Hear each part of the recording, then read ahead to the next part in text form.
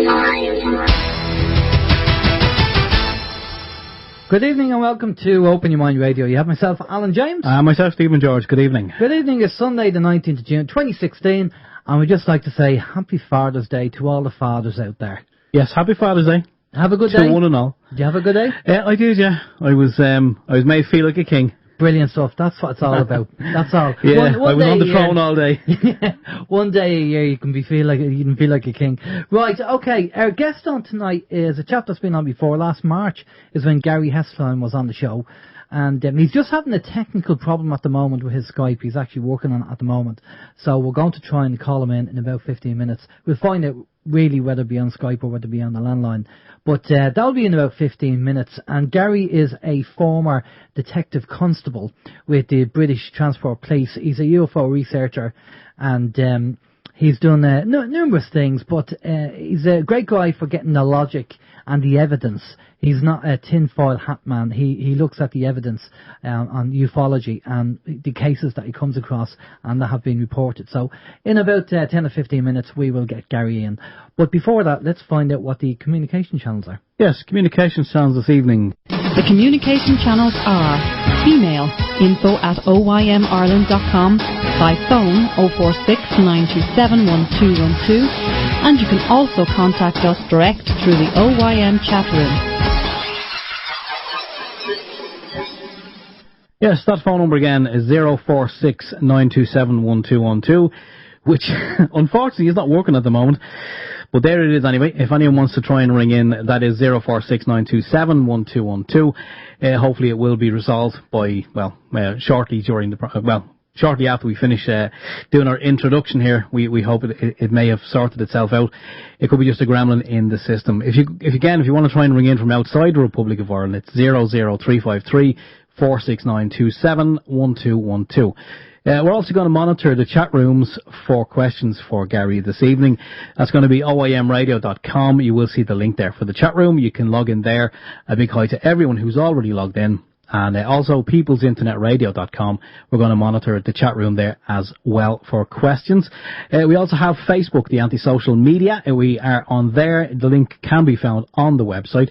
And we also have the YouTube channel. The link again can be found on the website. And we also have a link there for the TuneIn Radio application for your smartphone or your iPhone or your tablet, where you can check us out you can listen to us 24 hours a day. That's a free app, so do check that out as well. Alan. Cheers, Steve. Now, just before we went live, myself and Steve were chatting about the phone system because it's a bit flaky at the best of times. It's an internet line, and this is the trouble. When you have internet phones, they are very flaky, and this is a typical example. So we were talking about maybe getting a mobile phone where you can actually dial in and it'll work. And we can patch people in. So if people don't mind ringing a mobile phone for a quick chat, then we'll actually look at doing that because we want reliable technology. Again, part and parcel of what we do here in the studio is try and get good equipment, reliable equipment, and obviously the phone system's letting us down. So we might pick up a cheap mobile and patch it into the actual desk. And then if people don't mind ringing a mobile number, then happy days. We can do that. So if you have any thoughts on that, let us know. Great stuff. Right, let's crack on. We have a few things to talk about before we get Gary in. Now, we try and avoid doing fundraisers at OYM because, we know people don't have the money, so we try and avoid doing it. Now, we're doing our first fundraiser for 2016. You've probably seen it either on Facebook, on an email, or on our website. And basically, what we want to do for our first fundraiser of 2016 is we want to be able to buy 100 plus sleeping bags for the homeless. Now, the plan is to raise the funds, get the sleeping bags, and go in with the charity and help distribute the bags, along with doing, hopefully, a video blog for our listeners. So you'll see what's going on and how bad things are, and obviously, where your contribution has gone. Now, the good news is that we've been looking at sleeping bags out there, and the average prices for a half decent one, about €16 we've seen as the cheapest. But lucky enough, I got onto one of my suppliers and I told him the story and what we're looking to do, and he has sourced sleeping bags for us for €7. Wow. 7-year-old. That's great. With a TOG rating between 15 and 25, which means it's very good in cold weather. So that's brilliant. So that's really, that means we could get 2 sleeping bags for the price when we said 16, 2 sleeping bags. So now we have €900 there on the thermometer on the actual website. But obviously, the more money we get, the more sleeping bags we can get. Now, it'd be fantastic to get 400 because we know, looking at the count that Aisling, they have a little counter, and when the homeless people turn up to actually get food and just get a bit of warmth, they have a counter. And the last one I seen was 375 or something like that, around that. Now, obviously, the more sleeping bags we can get, the better. But look, let's just aim for 100 or 150 in around that figure, and everything helps. So that's the plan of attack. So if you do have a couple of quid and you want to donate to the homeless and help them and just give them some kind of comfort, then and even this weather, we're in June at the moment, and look at the weather, it's just unbelievable. The Kells Road Race was stopped today. Well, it didn't even start because the weather was so bad. They just closed it off. They just said, no, we're not letting the riders out there. So that didn't even take place today with how bad the weather was. We just can't believe it's June. And Steve was just saying as well, my partner put on the heating today because she said she felt a bit of a chill. You said that as well, Steve, didn't you? Yeah, actually, my wife said today she found it very cold. Now, I didn't. I'm kind of a cold creature, or a warm creature, whatever. And, yeah, she put the heating on. My daughter was going around in a fleecy top. My son went up this afternoon, put his fleecy pyjamas on. And there was actually talk at one stage of lighting the fire as well. I cannot believe it's the middle of June. It's unbelievable, isn't it? Anyway, you're going to tell us about... something? Ben. Yeah, do you remember the celebrations of Ben's work getting Joe Ducey and Wayne Nash released from prison? Well, that may have been a little bit premature because Joe Ducey was arrested last Monday, again at his home. He was released, though, and headed to Castlebar to the Castlebar protest, but the arrest was about an email that he had sent about 18 months previous. Now, the Gardaí knew that Joe was one of the organisers of the protest in Castlebar on that same day. It's just a big coincidence, isn't it? I mean, Ben does the Trojan work, gets Joe released, and obviously that angered somebody at the top, or some Garda Síochána, or some politician somewhere. So again, they were sent out to arrest Joe again. It's you couldn't make this up, could you really? No, it's a bit mad. Can I just say, Chris just said on the chat room there, hello to everybody in the chat room, that Chris tried the actual donation button on the thermometer. I don't know why. He said it's not working, but the normal one is working. If we will check that out. But if you do want to donate, use the normal one and just put a little note in it and just say this donation's for the sleeping bag fundraiser, and we'll know that it has to go to that, please, if you can do that. Right, Steve, you're on. Next. Yes, I am next.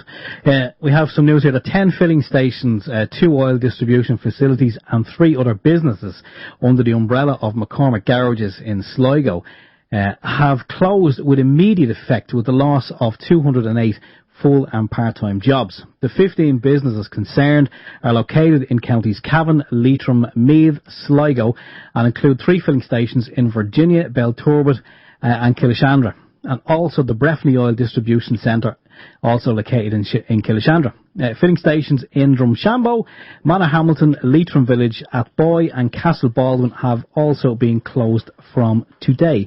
The closures come as Bank of Ireland has appointed receivers to the businesses. So much for Enda Kenny saying that there is a recovery going on in the country. This also means that there are people now with mortgages issues and maybe involved in repossessions. Actually, one of the garages that I actually drive past it every morning, and I did notice during the week, I was kind of swinging in to get a sliced pan, as you do, on your way to work, and there was just barriers up outside it. It was closed. I didn't know what was going on. I thought maybe there had been a fire or, something. It was closed then the next day, so I just signed to my wife this afternoon, and she said, oh yeah, the receivers actually come in. And this is it's a Centra. The shop in the garage is a Centra shop, and the name of the garage is Excol, E-X-C-O-L. So I'm not sure if Excol have been repossessed or if it was the Centra shops. I'm still none the wiser, but seemingly the receivers did go to another local garage up the road in by Curran's, and tried to shut him down, but he's only after opening. So then they went up to, obviously, the correct one. So, yeah, that's gone. It's just ridiculous, isn't it? It's just madness. And all them people who were let go, 208 people, they obviously relied on the job to pay the mortgage and everything else. So they're probably going to, hopefully, research, go to the hub or the lay litigation or whatever the other groups are there, National Land League, and find help and support and not just panic. But, so much for the recovery in Ireland and the Kenny's recovery. It's just getting beyond the joke and ridiculous. And politicians, well, we're going to talk about the Collection Hotel meeting, which is next Saturday. I know Ken Smollen has asked a number of TDs and they just basically blanked them.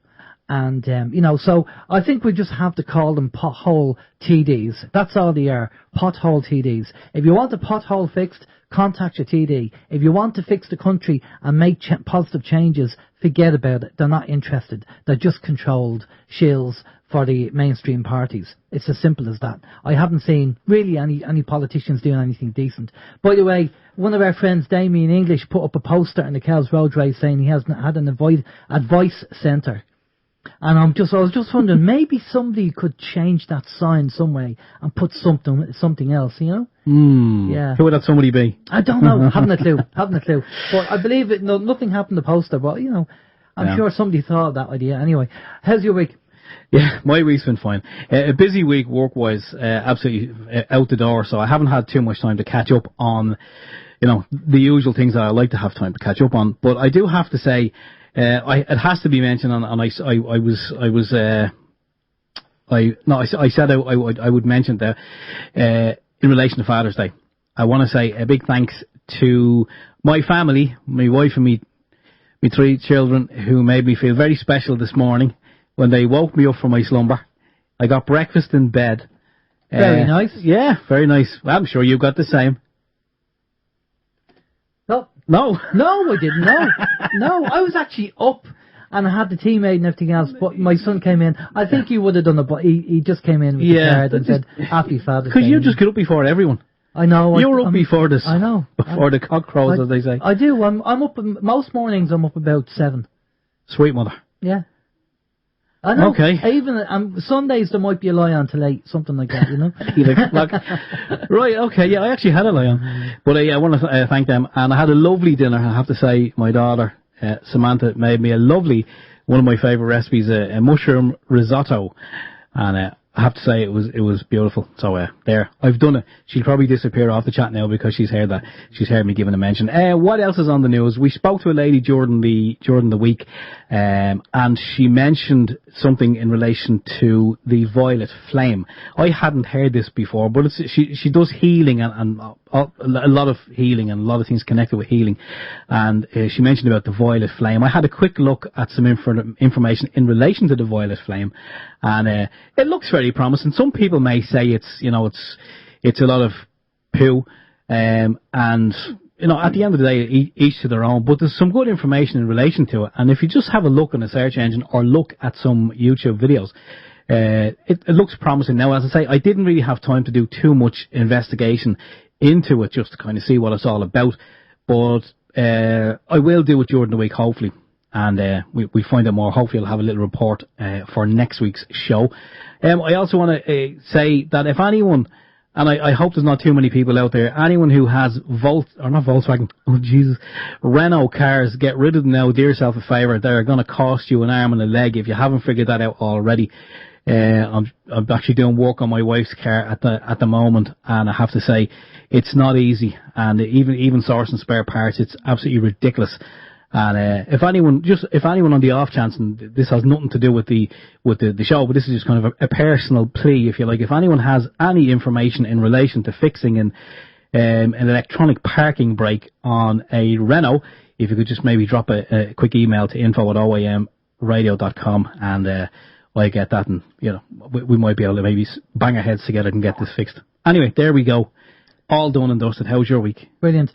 Just a couple of things as usual. Now, one of the things that we said on the show is that if there's anybody in Ireland that is developing or has developed something to save energy that people would benefit from, or just even proof of concept or something like that, we'd be happy to speak to them and do an interview or go down and do a video. So during the week, we did have somebody. Now, it's a chap myself and Steve know, and we've known him for a few years. A chap called Ronnie McGrain. And Ronnie is the father to the famous Irish golfer Damien McGrain. If you're into golf, you'd know about Damien. And Ronnie has developed Ireland's first fully legal homemade electric car. Now, we put the video up on our YouTube channel, so if you pop over to our YouTube channel after the show, you'll actually see the interview that we did, the video interview that we did with Ronnie, and he shows you his car. And we're going to plan to get Ronnie on the show sometime and to go into more detail. A highly technical guy, and he showed us the car, and he's actually just put a solar panel, funny enough, on the top of the car. Now, we did get a comment from somebody on the YouTube channel saying, oh, they did that in the 90s. Well, if somebody else has done it, made a fully legal homemade car, electric car, or, whatever system, alternative system they used, we'll be happy to change that and happy to interview them. The thing is, Ronnie made it fully legal. It's fully road legal, and you had to go through a lot of hoops to actually make that fully legal. So I'm not talking about Tony and Mick in the field with their car that's not fully legal. That's not really of interest. Well, we're happy to have a look at it. But, I mean, the fact that Ronnie has a fully legal, and he says that he will convert other cars, if people want them converted, he will convert them into an electric car. You just plug it in your house and charge it up, and that's it. Happy days. I actually seen him yesterday. I was in Kells yesterday, and I seen the car going around, and he has a PA system in the car. That's right. And he was belting. I can't remember what the tune was. I can't remember, but he was belting out the tunes anyway. And people were obviously, you would look to see where's that music coming from, and then you'd see electric car. And I think it took him, between all the jigs and the reels, it took him 14 months, I think he was saying, wasn't he, to get through all the red tape that he had to get through in order to get that car fully legal on the road. Yeah. And it was highly technical as well. I mean, I understood some of it. I didn't understand all of it. But fair play to him for what he did. And he said he'll convert the car, and all you do is plug it into your mains in your house, and that's it, job done. So check the video out. As I say, it's on our YouTube channel. Now, we're going to try and get Gary in now, because we have a few other things, but we'll talk about them later.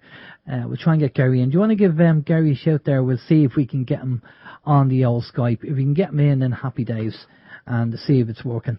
Yeah, well, we have been having some issues with it, so let's hope that it does kind of hold its own. Gary, good evening. Hello, can you hear me? Beautiful. Beautiful. We can hear you now. Excellent. Great stuff. Thank God for that. It's the nature of the beast. We don't know what went on there, but fair play. You got it working there. Brilliant stuff. Gary, the last time you were on the show with us was in March last year. And obviously with new listeners tuning in, just for people who actually don't know who Gary Heseltine is, can you just give us a bio of your background, and then we'll crack on from there? I had a sighting when I was 16. Then I went on to join the Royal Air Force Police between 1983 and 1989. I then joined the British Transport Police in 1989. I retired from the police in 2013 to launch my own magazine, UFO Truth e-zine, a 96-page e-zine featuring articles by many of the world's top researchers. I became known within the subject of ufology because in January 2002 I launched a unofficial national police database for police officers to record and collate their police sightings. I started with 6 cases involving 10 officers. 14 years on, I now have over 550 cases involving over 1,000 British police officers. I'm currently writing a book as well as editing the magazine. Fantastic. And you've put a lot of work into the PRUFO's database, and you're working on the magazine as well. Now, the great thing is, Gary, is that you are not a tinfoil hat man. Your background as a detective constable means that you just work with evidence. You're not interested in hearsay. You're not interested in stories or what you've heard through a third party. You physically want to see the evidence, photos, videos, and stuff like that. Is that fair enough to say? Yeah, no, obviously I was a detective for 19 years of my nearly 24 years service, and where possible you should always be looking for the best evidence, whether it be testimony, whether it be documentary evidence or any physical evidence. And in the terms of UFOs, we're looking at trace evidence, we're looking at photographic, video, radar data, that kind of thing. in a general sense. Okay, brilliant. Now, what we've noticed over the last couple of years, and of late, what I've seen anyway, is there has been a massive increase in sightings of all sorts and shapes, from, TR3Bs, which we know they're kind of military, to other things that are just going on that, people are looking and going, that's not, the military would be saying, that's not ours, that's nothing got to do with us. Do you have any idea, over the last year and over the last few years, have you noticed that? And have you noticed any changes or a reason why that is? From a personal point of view, I would say that over the last couple of years, there's been a rise in the number of triangular UFOs sightings, but they have actually been around since the 60s. So it's not something that the skeptics and the mythologists will say is just a recent fad. Triangular sightings have been around for a long time. But there does seem to be a general increase. Now, again, some of the skeptics will say that we have recovered UFOs, perhaps, and then back-engineered our own UFOs. Now, I do think that's actually quite conceivable, and people talk about what's called the TR3B, which is allegedly a triangular anti-gravity type of aircraft that we developed, reverse-engineered from alien technology. I've yet to see one. It's rumoured to exist. It wouldn't surprise me if it does exist, but I don't think it accounts for all the UFO sightings of a triangular description, for the simple reason is that, for example, I've got a case from the late 80s, early 90s, of two police officers looking at a black triangle that was just hovering above the trees in front of two police officers, uniformed police officers, and they said it was the size of 3 football fields. And I kind of laughed and said, well, how do you know it was the size of 3 football fields? And they said, because it was over 3 football fields. And that's a pretty good validation moment, a great estimate validation moment. So are we really saying that there are objects 3 times the size of 3 football fields? I very much doubt it that are ours.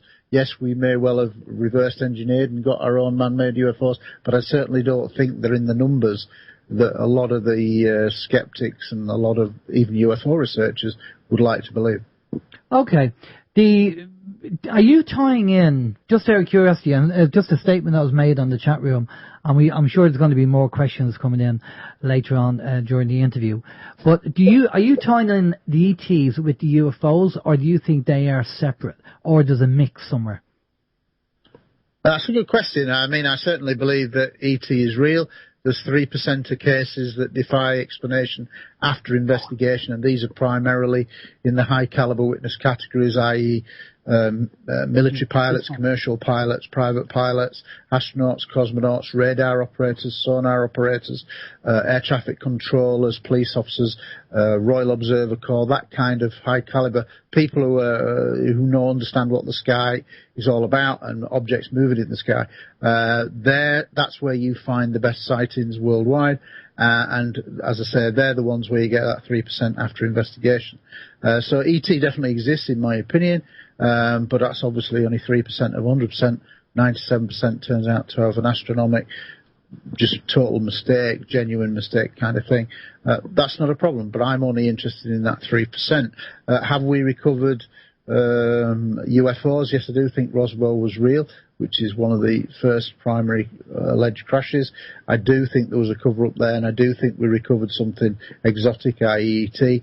And if we did, we would certainly have tried to make it work. If it wasn't working, we would try to recreate parts of it. Now, it may well be that we haven't recreated all of it, but we've managed to get parts of it working enough that we can design our own, shall we say, reverse-engineered UFOs.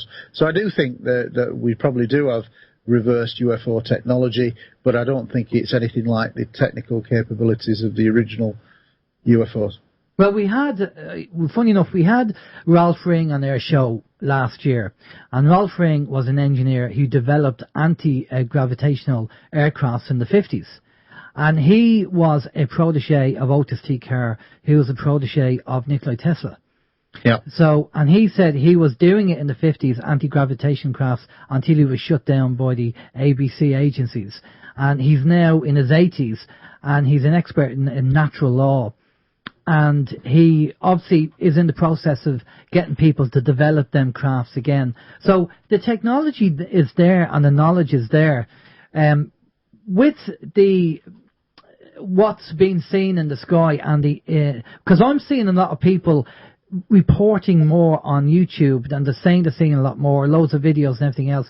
There must be a ramp up or an escalation of something going on with all the sightings. I mean, have you heard anything from an insider's point of view why there just seems to be a lot more sightings these days than, say, 5 years ago? Well, I think it's quite interesting that if you go back to actually 2009, that's when the Ministry of Defence suddenly decided to close its UFO reporting facility, which had been in existence for over 50 years. They said it was a cost-cutting exercise. But at the time they cut it in 2009, and in the preceding 2008-2009, until they closed it in December 2009, the sightings had increased dramatically over those previous 2 years, which kind of makes a mockery as to why you would cut it when the sightings had really peaked, kind of thing. And I think that's been a general trend that's going on. But the side effect of the MOD closing the UFO desk is that it's led to fragmentation of a reporting chain.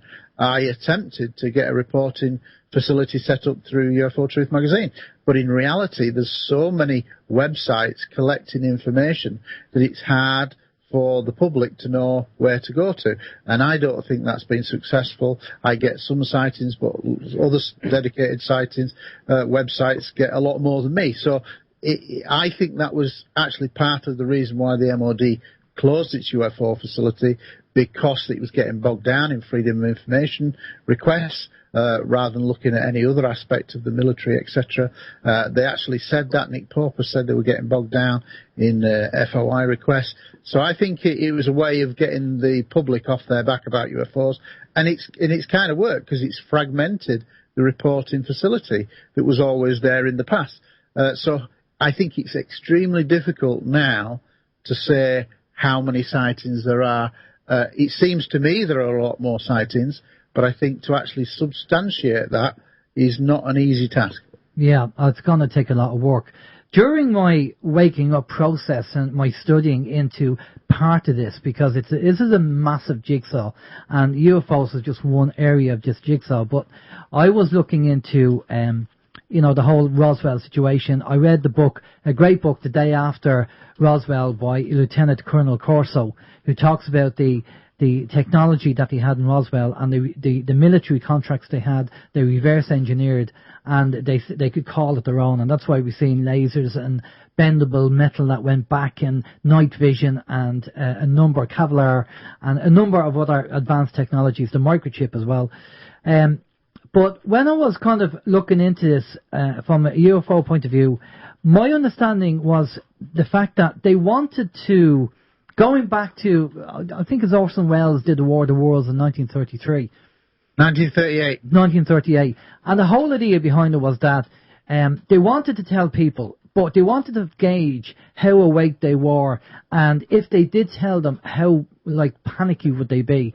And it turns out that they all went out with the shotguns, thinking that it was going to be UFO invasion. So they said, okay, this is not going to work. We're going to need to acclimatize the people. So when we do come out and tell them that there are ETs or we are in contact, that everybody will just go, oh yeah, we know about that. Now, what I kind of researched was they're looking for about 85% of the population, because if, religion, a lot of things will change, and so the whole idea was, right, we're going to use Hollywood as a medium to educate people. And the first movie I was reading about was The Day the Earth Stood Still in the 1950s, which was funded by the military. And then that kick-started a lot more movies that what we're seeing from the 50s onwards. I just saw these UFO movies, good and bad, Star Wars, E.T., the whole shebang is going. And it's getting to the stage now that everything has got to do, even kids' programs. Barney the Bear looks like a big, massive ET. So there's an awful lot happening.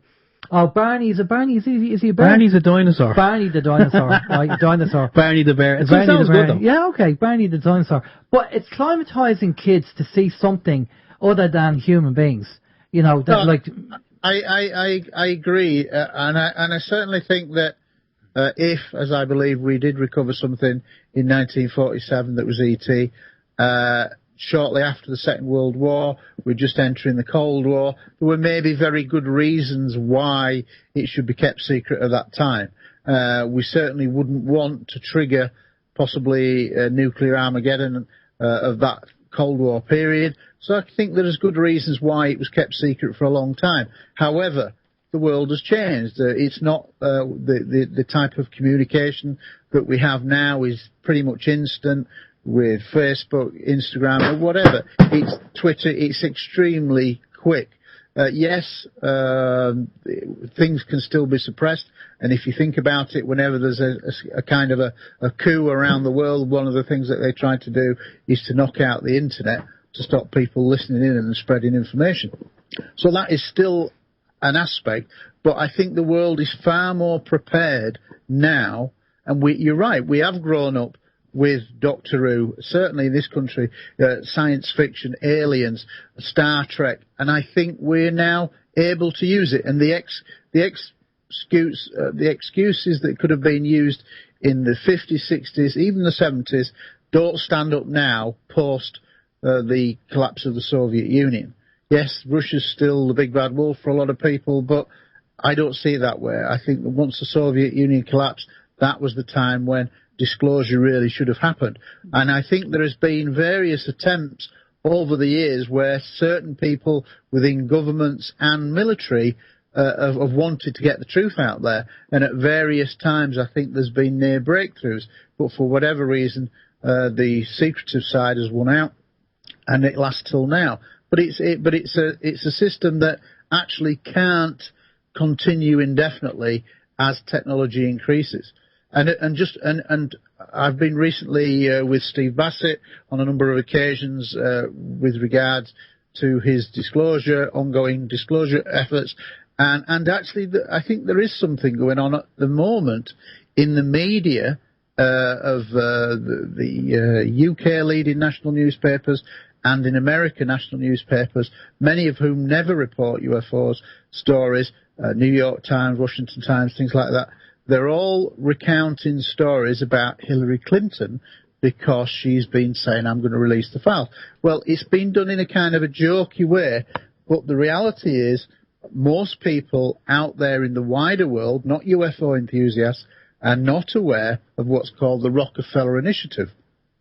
And, more importantly, Hillary Clinton's involvement in it. Are you aware of the Rockefeller Initiative? I'm not, but I do believe that Hilary is shouting from the rafters to try and get the vote to say that she's going to release information if she gets in. Well, let me fill you in as to why this is something that's actually on the cards to possibly make a bit of a difference in the way this subject is viewed in the mainstream. For about 4 years, Hillary Clinton and other senior politicians in President Clinton's team worked with UFO researchers to gather the best sighting information from all around the world for Lawrence Rockefeller. And basically, it was there to say that ET is real. And this was kind of like 20 years ago. And Hillary Clinton is linked into that over several years. So this is not some woman that's just saying, oh, yeah, let's have a look at ET and let's see if it's out there, having a bit of fun. There's actually something potentially going to happen that's going to be very, very important. And that is when she's done these TV shows up until garnering the nomination. She's now got the nomination. She's now the presidential candidate. So this is going to be very interesting because when she went on, say, the Kimmel Radio TV show, which has an audience of millions across America and around the world, he stayed clear, and I think it was done deliberately, of the question, what was your involvement in the Rockefeller Initiative. Now, what is likely to happen as you run up to the November, I think, elections, is that she's going to go back on TV, and this time it will be scripted, and somebody like Kimmel is going to say, Hilary, what was your involvement in the Rockefeller Initiative? Now, for the vast majority of the American public, they won't have a clue about the Rockefeller Initiative, so it's going to come as a big shock when she says, well, actually, I was heavily involved, blah, blah, blah. And it turns her from somebody with a bit of an interest to actually something akin to being a bit of a private researcher. And suddenly, the mainstream is going to go, ufology is going to go from the fringes, potentially right into the mainstream.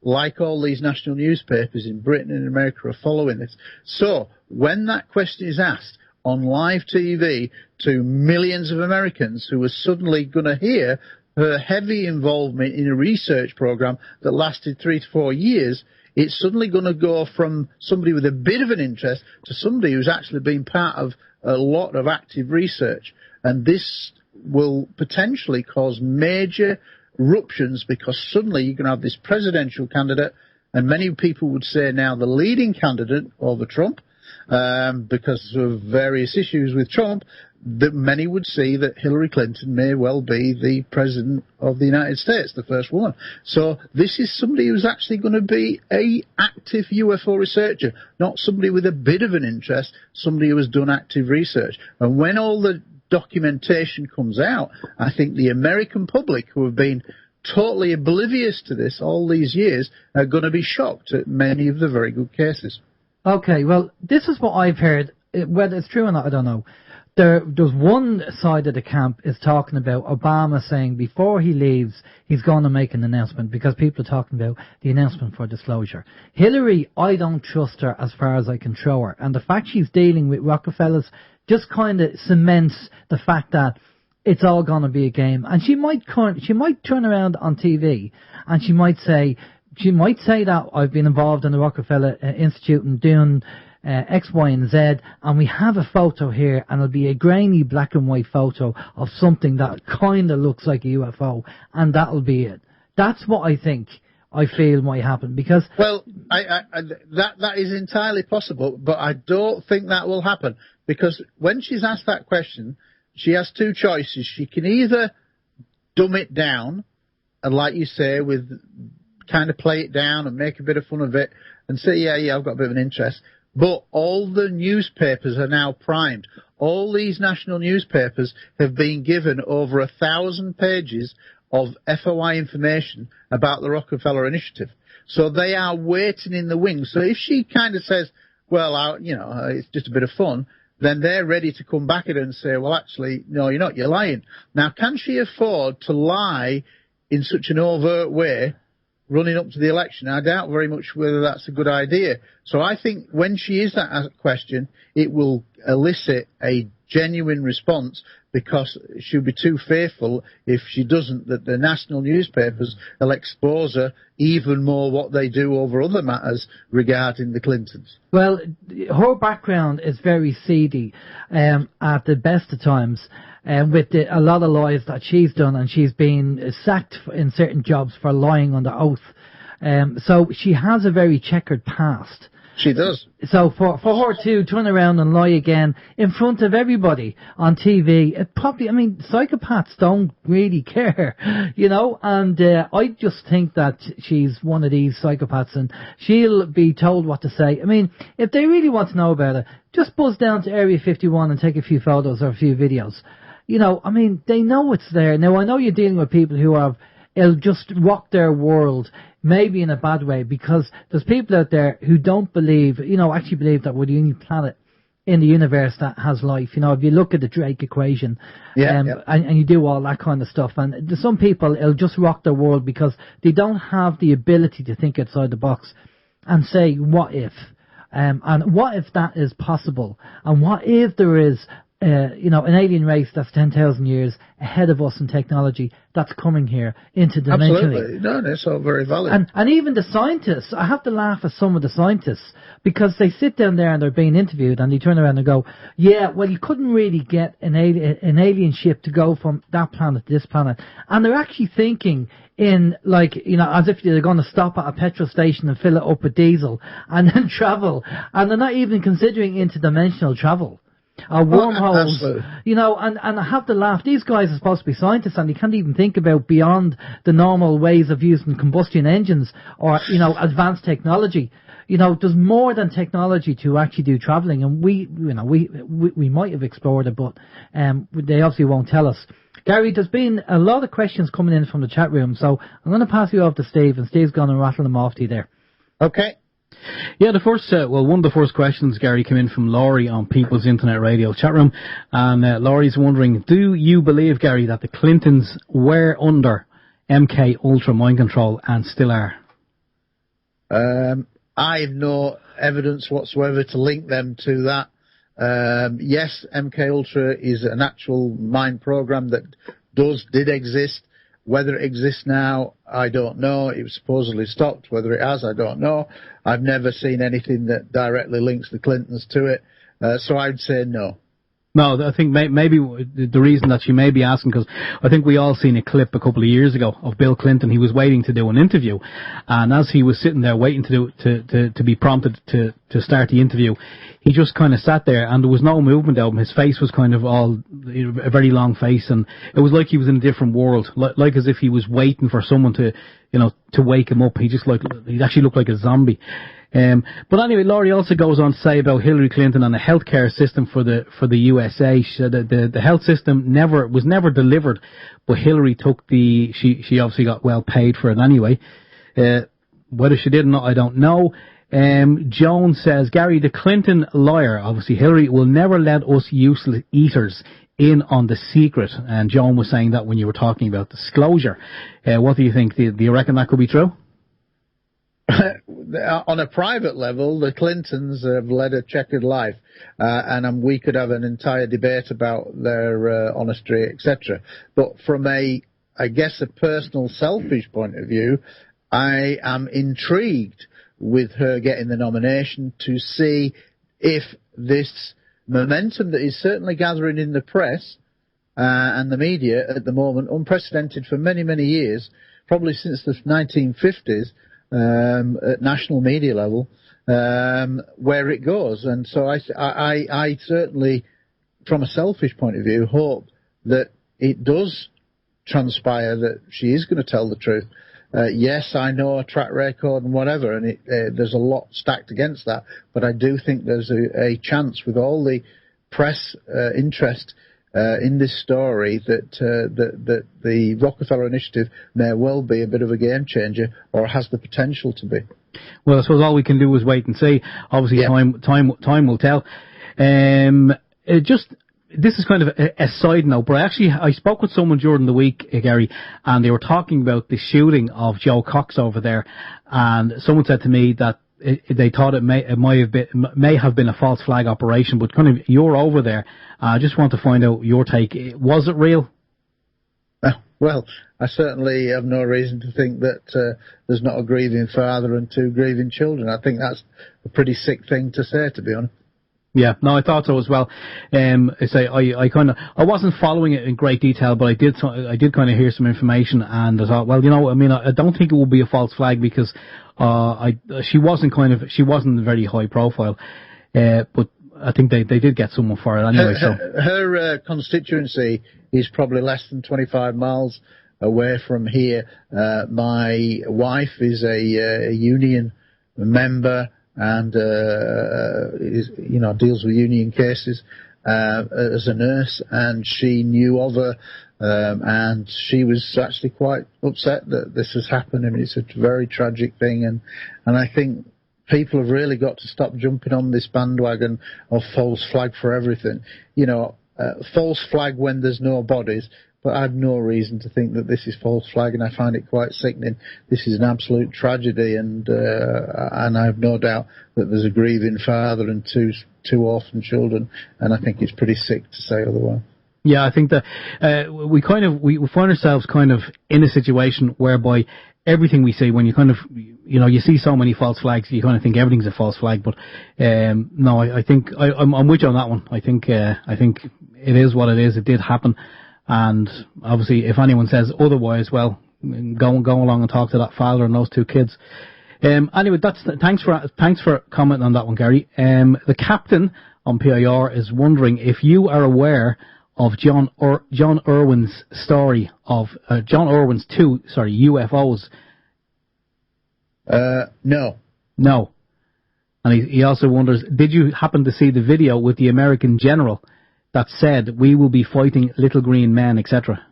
Yeah, no, it was in UFO Truth magazine as a little news piece there. It's an interesting comment that he makes, and he certainly didn't sound to me like he was saying it in a trivial manner. So whether there's a coded message there for the wider world, who knows? But it was certainly very interesting and appeared to me quite a genuine comment.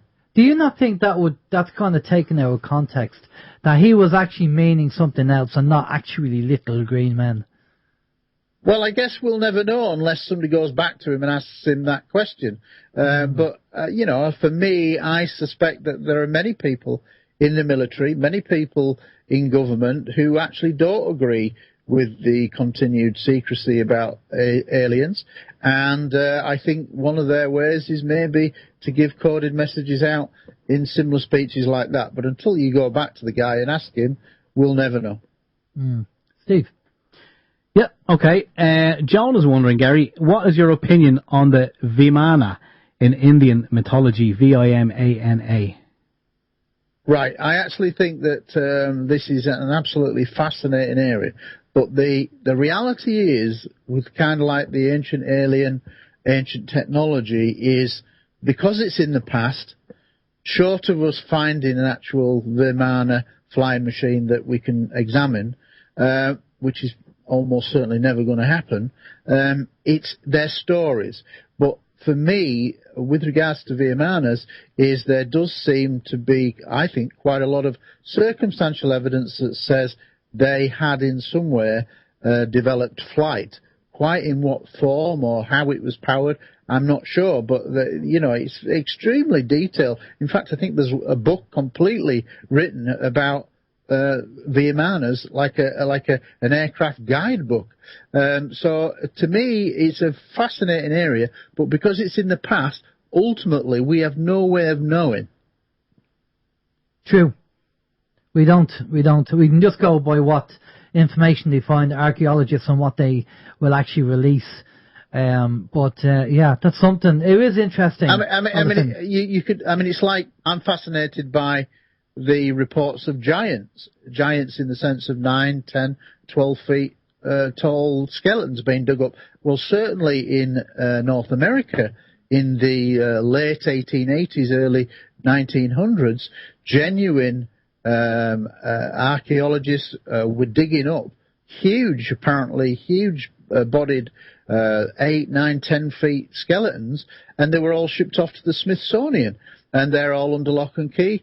But they were all, at the time, all of these genuine, and before the age of disinformation, etc., they were all being reported in the newspapers and scientific papers and magazines of the day, saying we've discovered these 3 skeletons, and one was 8, one was 9, one was 10 feet tall. Now, in the 1890s and 1900 kind of thing, this is before the era of disinformation, really, and how to use the media. So I've no doubt that these skeletons did exist. Why are they going to make it up at that time? They're not. I think there's actually been an attempt to get a court case against the Smithsonian to say open up your archives and show us these skeletons, because I think there's well over 100 skeletons have gone to the Smithsonian in Washington, never to be seen again. Well, we already know in the book of Genesis they talk about the Nephilim. Absolutely. With the giants. Now, funny enough you should say that, Gary. During the week I was flicking around YouTube, And there's an old black and white cine film. It must have been done in the early, I don't know, when it was first invented. Oh, yeah, you're going on about that YouTube clip where there's that really tall guy walking in a crowd of people. What do you think of that? It looks fascinating, but the only trouble is you can make old footage, you can make new footage look like old. It does kind of look genuine, but I don't know. I haven't seen its veracity tested yet, but it's interesting. I certainly think personally that there is evidence from the skeleton record in North America that giants, to all intents and purposes, did exist. Yeah, no, it is interesting, and you're right. This is the problem. There's so much disinformation out there, and so many special effects that you can do with software that, you have to kind of say, right, until I see it with my own eyes. Even then, sometimes seeing things with your own eyes, you still you have to question it. And I think that's half the battle. Where do you think we should what should people be doing? Because with all this climatization, with all the movies that are coming out, one of the things that was said to me during the week was there's a movie out there, we mentioned it before, called Jupiter Ascending. And basically, the person said to me that, is this all a ruse? Is this something that they're just keeping us busy with? Is there a bigger plan, a bigger picture going on? Are we, and to put it mildly, we spoke about this before with a lady on the show called Stephanie Ralph, are we sheep in a field and food? Because, we are in a universe of duality, good and bad, and people are good and bad. I'm sure there's ETs out there that are good and bad. And maybe we are just, in a petri dish, a scientific experiment, and we are maybe food, and the whole idea is to keep them busy, and this is what's happening. And I don't know, what's your take on it? Well, you're kind of hinting that we might all be living in some kind of matrix kind of situation, and ultimately, if you've got an open mind, that's a possibility, especially when you start talking about multiverses, multi-dimensions, etc. Quantum mechanics and physics is changing the way we look at things. The God particle, the Higgs boson God particle, they say now proves that there are multiple dimensions, maybe 8, 9, 10, 11, 12, certainly a lot more than what we're used to. And the thing is, so if they exist, can we make some kind of crossover point? It's all very fascinating, and it's hard to know where to take it all, but it basically is saying anything is possible. So I guess it's going to be very hard to prove whether you're in a matrix and we're just part of a big experiment. I mean, funnily enough, I was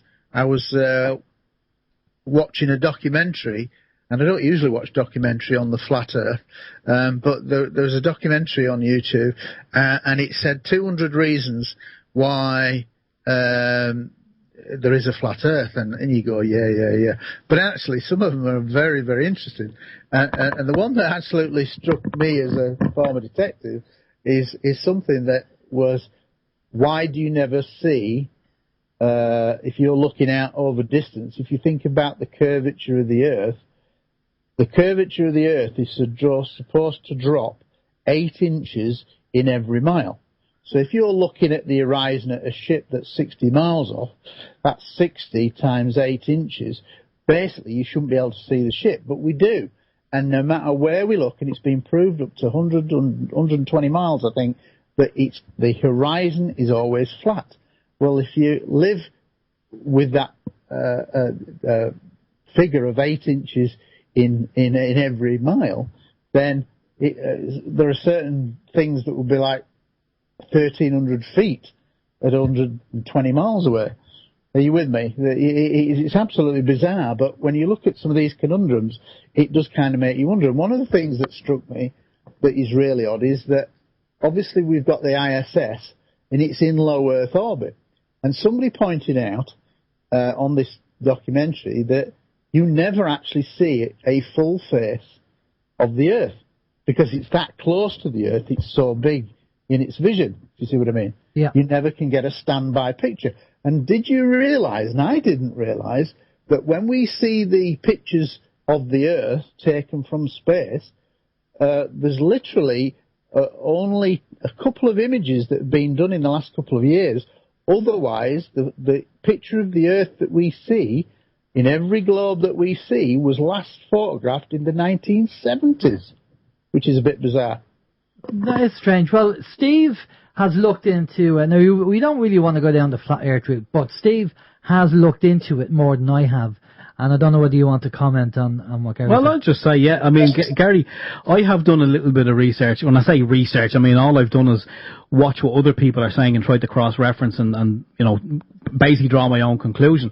But a lot of what you said is true, and it can be proven, you know, about the ships and the horizon and all this. I mean, that is true.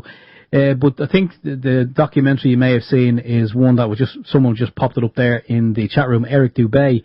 But Eric Dubé, he does a lot of work on that, and another chap there, Mark Sargent, and there's a girl as well. I think it was the Mark Sargent one. Mark Sargent, was it? And it was fascinating. I had not seen it, and I can't say I've ever really looked into the flat Earth theory, but it was actually quite fascinating. And one of the things that actually we're just touching on there is a lot of people talk about Antarctica and Admiral Byrd, and was there a battle with E.T. or Nazis down there and whatever. And I've always stayed very clear of it, because whilst we know that there was an expedition that went down there with Admiral Byrd, and it took 4,500 soldiers and ships whatever, and everything, that is all real. But until I actually saw a black and white clip on YouTube that actually made me think. And it was Admiral Byrd being interviewed in the late 50s, or it might have actually just been before he was going back there. And basically, he slipped when he was talking and said, "We're looking for bases." Now, what a strange thing for somebody of his... He was an absolute star, an absolute, you know, an absolute hero to the Americans. This guy was a military official who was an absolute hero to the Americans. And for him to suddenly say, "We're looking for bases," and it was kind of then changed his words quickly, I thought, well, actually, it did strike me that they were possibly looking for Nazi bases. Now, that's not the connotation to say that Nazis had UFOs and all that, but it, to me, actually did give it some credence that the reason why that armada of ships went down there were to look for Nazis who'd escaped from the Third Reich, as it were. And I thought that was a very, very telling thing for him to say and give it a validity as to why they went there. And it's fascinating. And when you look at Antarctica, nobody's allowed to overfly it. All the air routes, nobody can get over it. You can only get to certain parts on the outer fringes.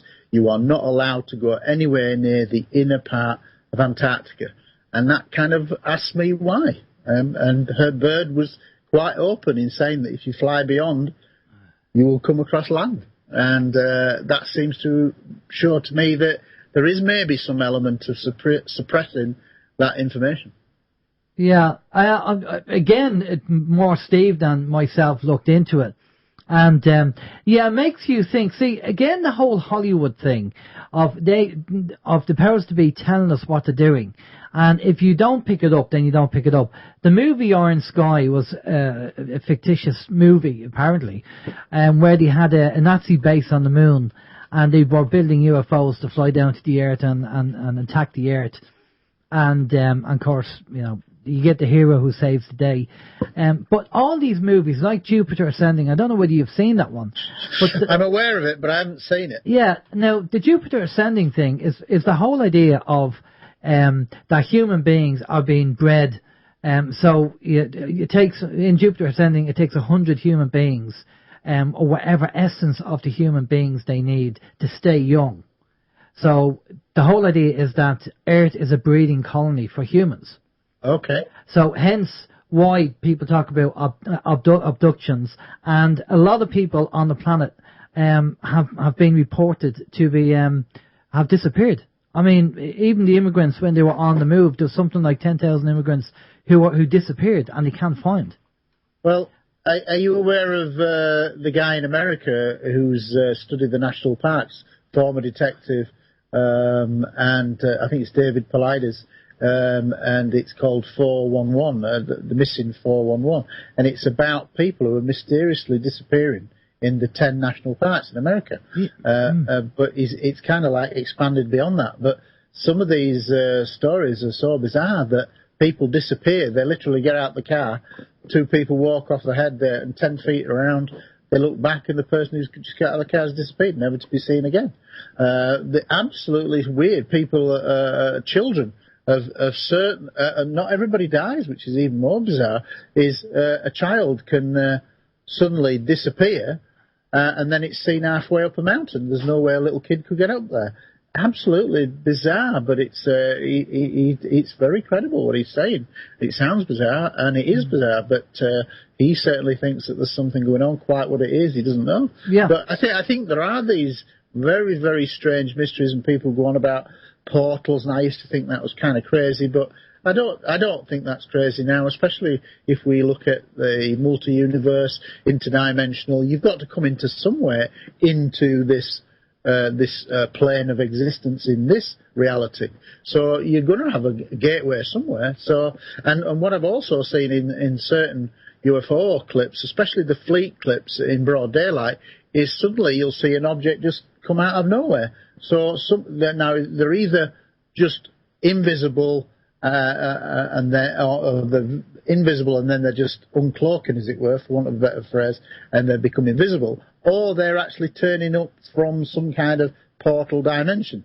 That's obviously, with all what we're knowing about quantum mechanics, quantum physics, is becoming more and more possible, feasible. So I think the thing is, you've got to have an open mind, but you should always be looking for that corroborative evidence that not one person's saying it, several people are saying it, and they've got like documentation to back it up, etc., etc. One person alone really isn't good enough, and I don't really care who it is. There has to be more than one person that corroborates and approves it to me. Definitely. Well, again, if we go back to Hollywood, we can look at a movie called Stargate, and I'm sure people have seen it. And you know, we've heard this time and time again that there's multiple Stargates around the world, and they're used. Oh, we have a phone call. Okay. Do you want to? If you want to, we bring the caller in. Good evening, caller. How are you? Hi, Alan. How are you? It's Chris here, Heseltine. Hi, Chris. Not too bad. Chris, I'm sure you have a question for Gary. Do you want to go ahead? I will, yes, sir. I've just got headphones on, so I'll take them off, Gary. So just hello to Steve. Hi, Gary, and hello to everyone. Hi, Chris. Hello. Hi, Gary. I'm just a little bit concerned. I suppose modern ufology has been going on maybe, say, roughly 70 years or so. And it's something I've been interested in back to the 70s.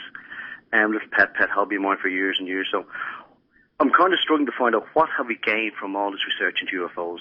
It's as if, you know, the truth is just beyond our comprehension. And we're really gaining nothing by UFO research. And is it possible that the research itself is a distraction to keep people's minds off what the truth may be? And we're all actually being manipulated. And I don't know if you're aware of a book from Jack Valley called Messengers of Deception. It's written in 1979. And I reread it there recently.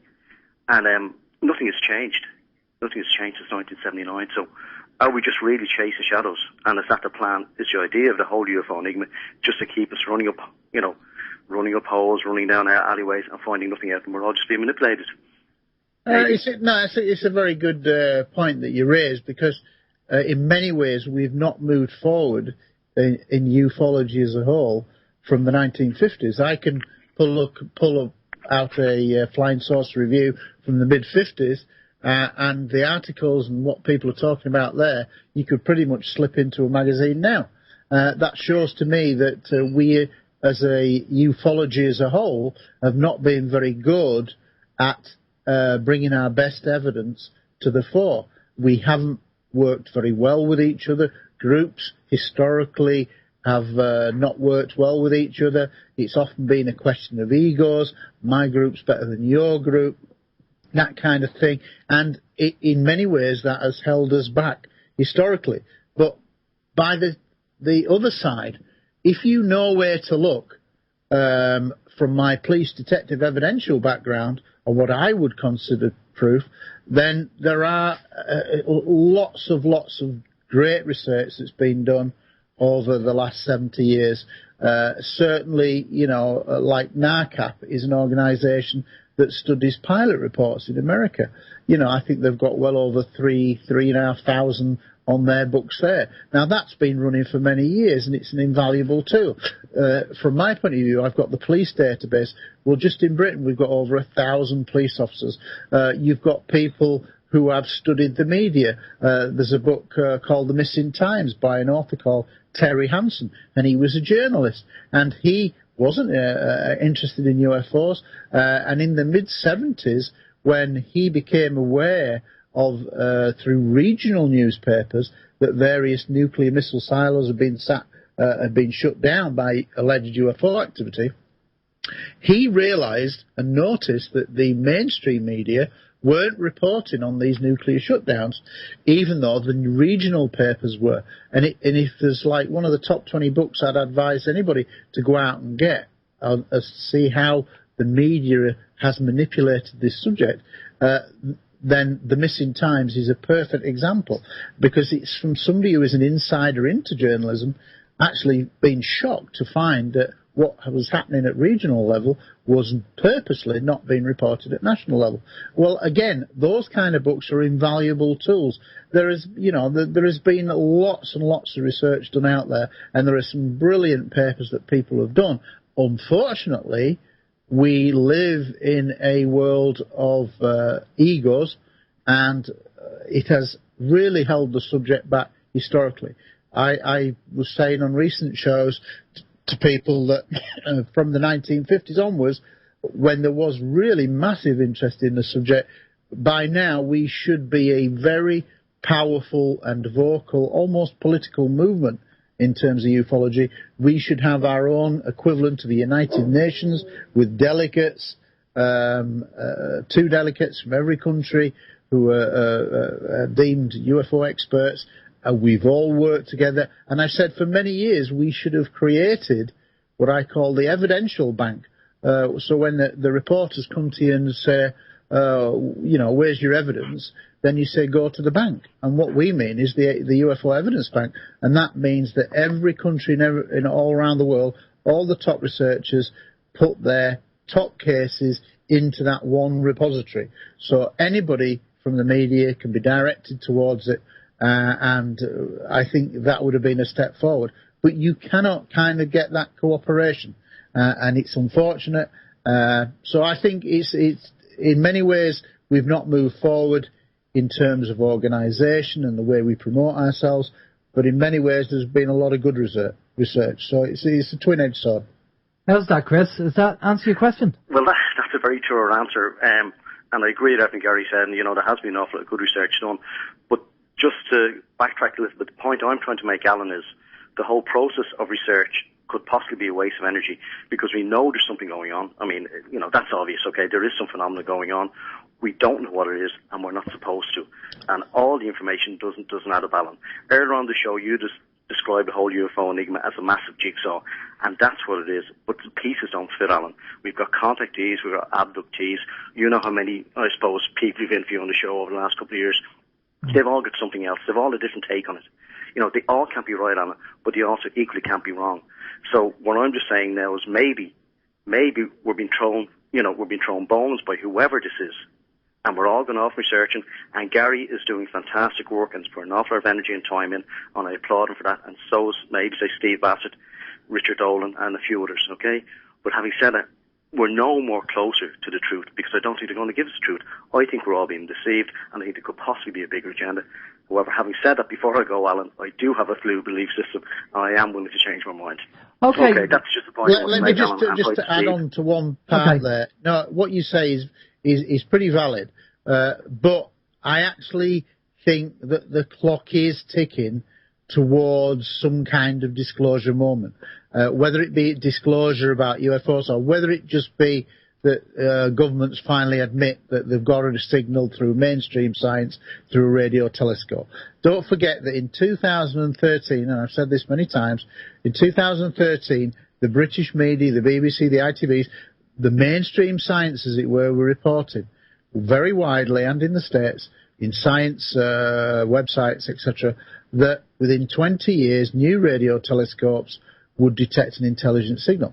So if that was 2013, that means by 2033, technology is going to detect a signal. Nothing to do with UFOs, whether we have an influence or not, I suspect not, but it's coming. So what I suspect is that because of the way technology is quickly gathering pace, and you've only got to look at the last 100 years to realise how quickly things are just changing almost exponentially, that new technology is almost old within 6 months kind of thing, that we're going at an incredible pace of technology, that I think technology will force the issue in one way or the other.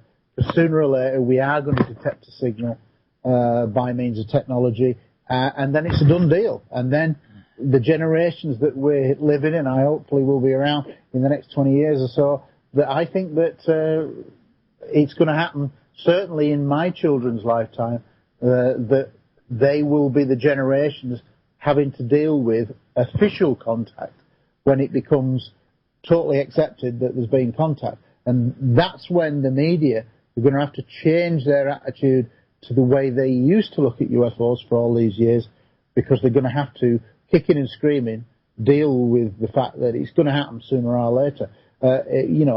It's 20 years ago, mainstream science would have said there may be life out in the universe. 10 years ago, they would have probably said, well, there probably is life. But now with over 3,000 exoplanets discovered by Kepler, planets that have got planetary systems going around a star, with 8 to 10 planets, of which 2 or 3 might be able to support life in what's called the Goldilocks zone, not too hot, not too cold. With all these planets being discovered now, every single scientist around the world, astronomer, is accepting that life is almost certainly teeming in space. So there's been a dramatic change. Now, all it takes is for 1 or 2 civilizations to develop a technological ability ahead of the Earth, like 1,000 years, 10,000 years, or like you said earlier, 1,000,000 years. And that's why the science argument is so narrow-minded with regards to the stars, because 1,000 years ago, travelling 100 miles would take X amount of time, but now we can do it in a matter of minutes if we did it by a plane. The world shrinks as technology increases, so that will happen with space. And and like I've said to people, if you passed an iPad to Leonardo da Vinci, widely acknowledged as being the most genius for 400 years, if you passed him an iPad and said, how does that work, Leonardo, he wouldn't have a clue, because the leap in technology is too big. And that's only 400 years. But what if it's 1,000 years? What if it's 1,000,000 years? It's ridiculous that the scientists have got this very narrow-minded approach to where we are and how propulsion will change.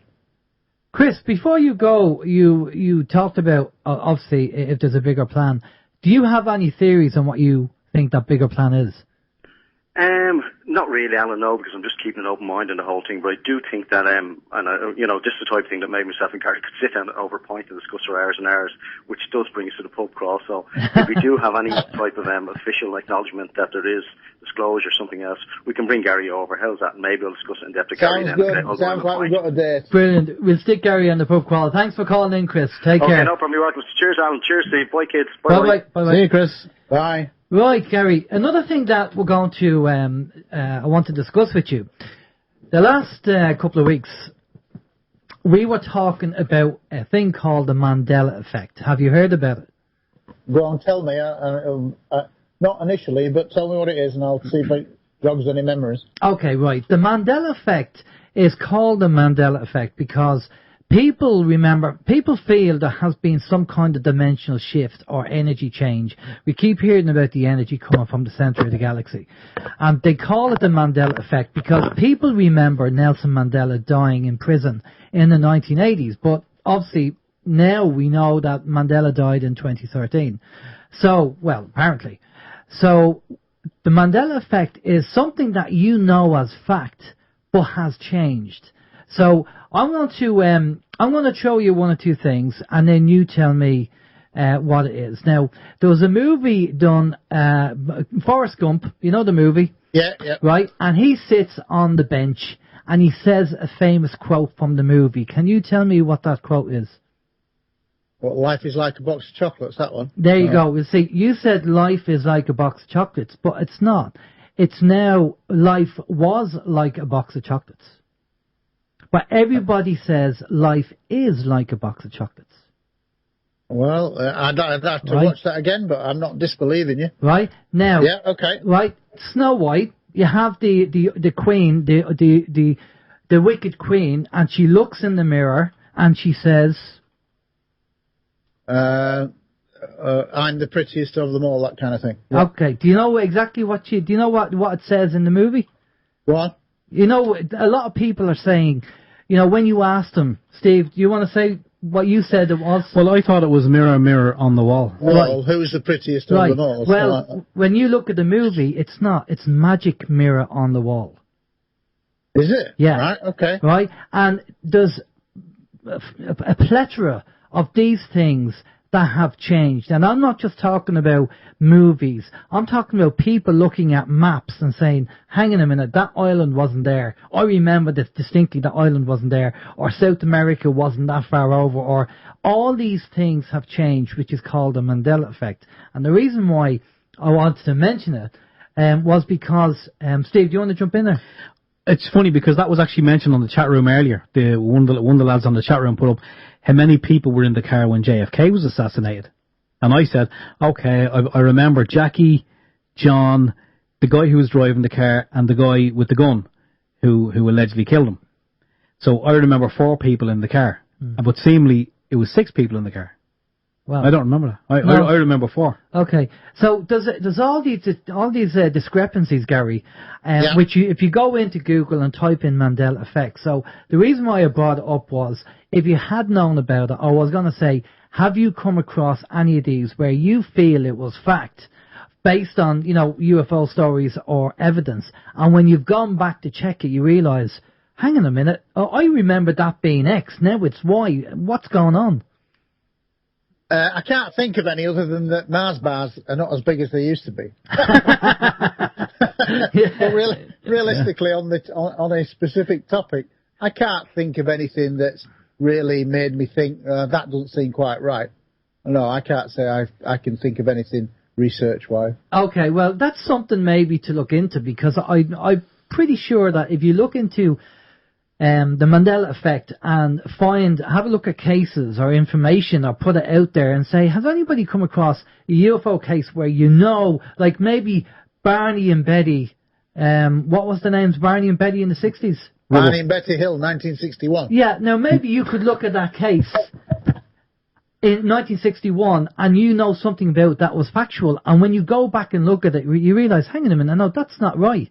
This is, the whole idea of the Mandela effect. And some people believe, when you look into it and research it, some people are saying that we've had a dimensional shift. Other people think that maybe it's just, can it be mass psychosis? Because you're talking about hundreds of thousands of people around the planet. It's not just one group of people. I mean, this is across the planet, and everybody's saying the same thing. I think there's maybe different ways of looking at it. I certainly, because I thought what you were going to say is there a consciousness perception change, that things are changing. There's going to be a major change in our society or whatever. Are we living on the brink of a new age of consciousness? That is what is popularly bandied around, and that's what I thought you were going to say.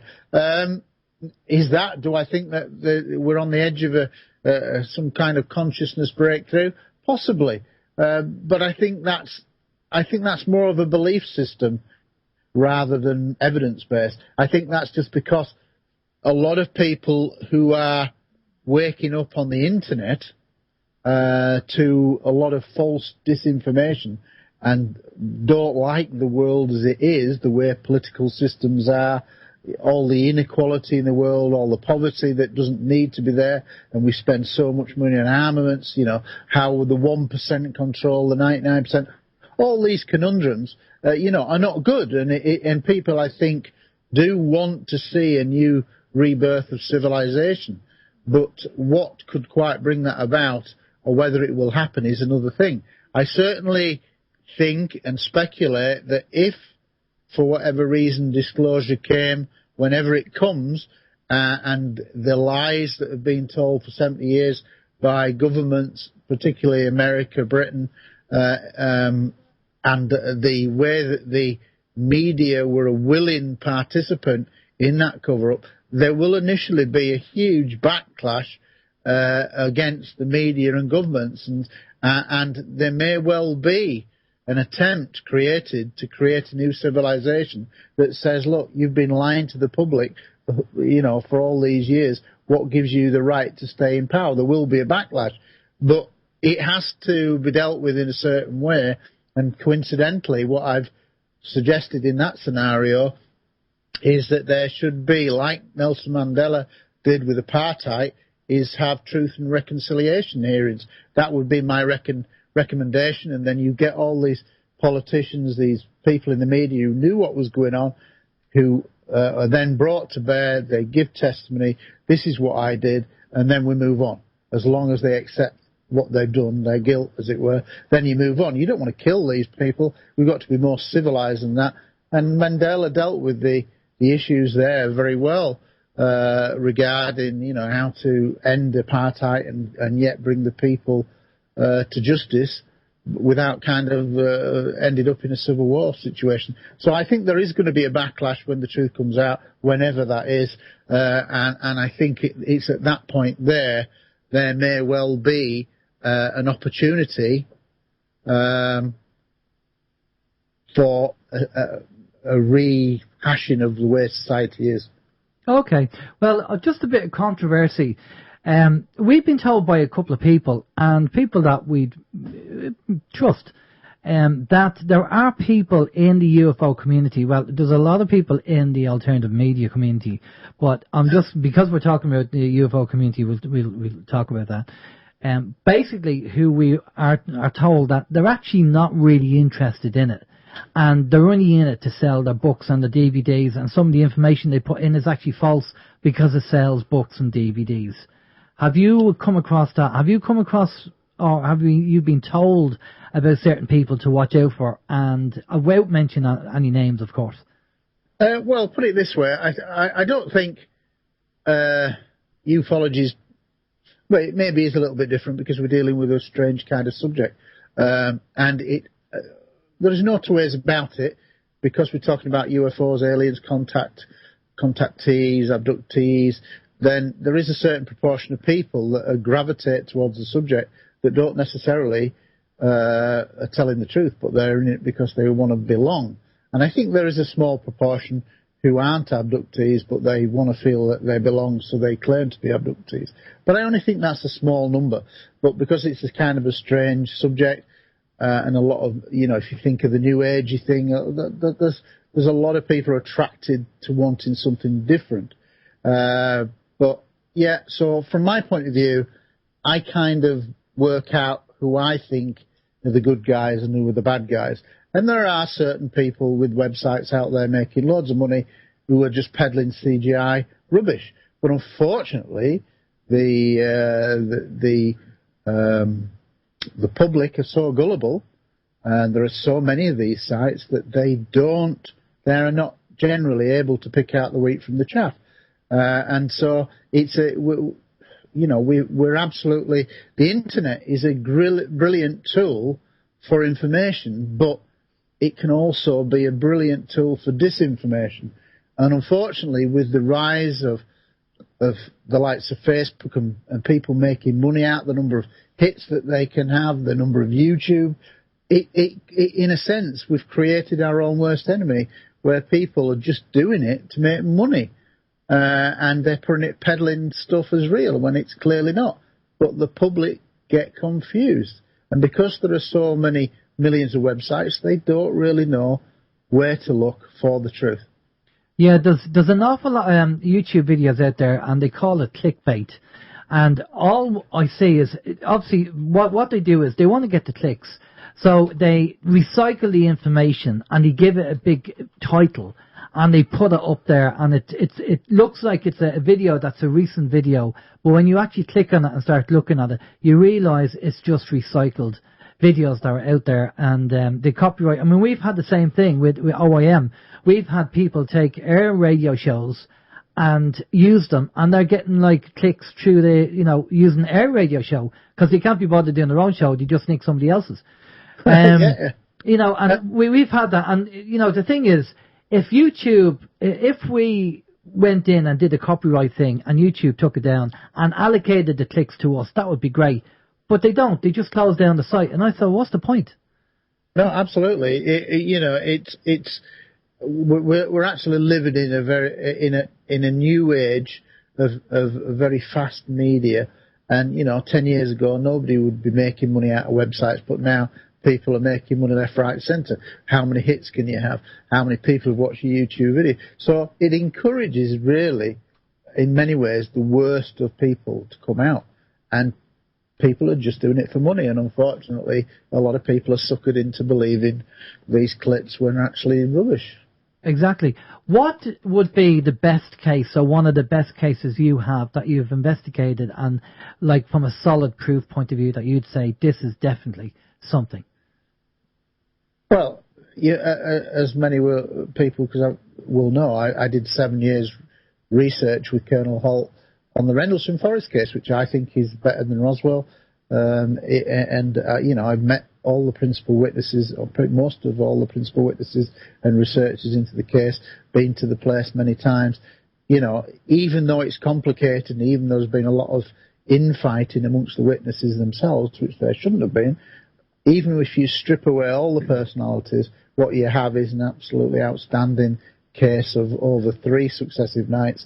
There's UFOs, multiple UFOs, seen at or near twin bases, RAF Bentwaters and Woodbridge, and at one point beams are shot down into nuclear weapons. How do we know that? Because Colonel Holt, who I worked with, said in a video to me that he'd changed the radio frequency on the 3rd night of the activity when he was out, and he heard the guy in the tower saying that beams are being shot down into the nuclear weapons storage area, and the airmen walking around with machine guns, rifles, had also seen the beams coming down into the bunker. Now, you can't get much better evidence from the deputy base commander of a nuclear facility than that. We've recently had the breakthrough information from Robert Hastings with his brilliant documentary, UFOs and Nukes, and his book based on the book that he wrote of the same title, where 2 air traffic controllers or radar technicians who were at the base in December, late December 1980, see UFOs tracked on radar, moving at incredible speeds and stopping not far from over the runway, over the base, making grid-like patterns over the base. Their testimony now is from a totally different department.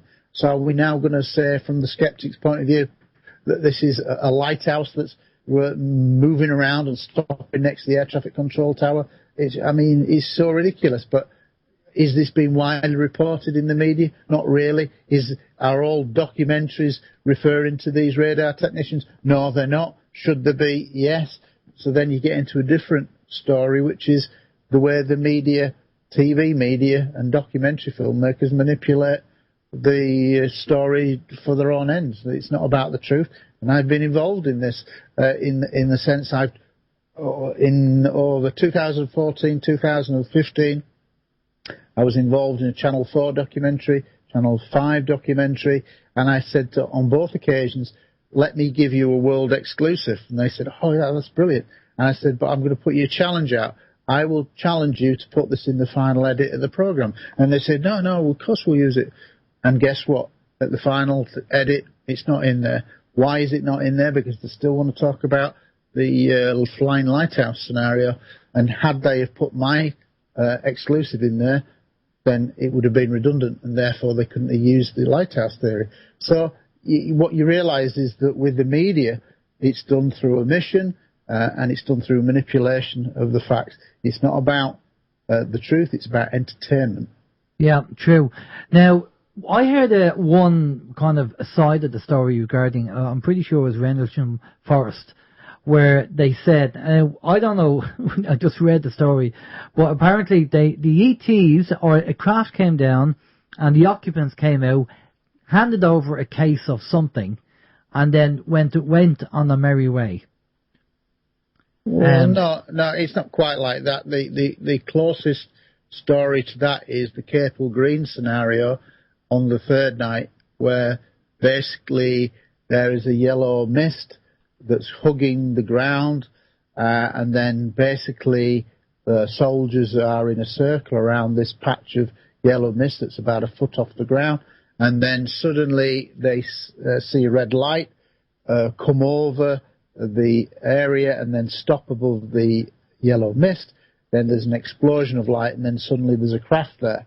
The craft then releases in a kind of a bubble form 3 lights, or a light that then divides into 3. From within that one light, then there are 3 lights, and these 3 lights take on the form of entities, small entities that are allegedly talking or communicating in some way with a senior military officer, which is believed to have been Colonel Williams, who was the base commander. Now, that a lot of people dispute that. I actually think something akin to that really happened.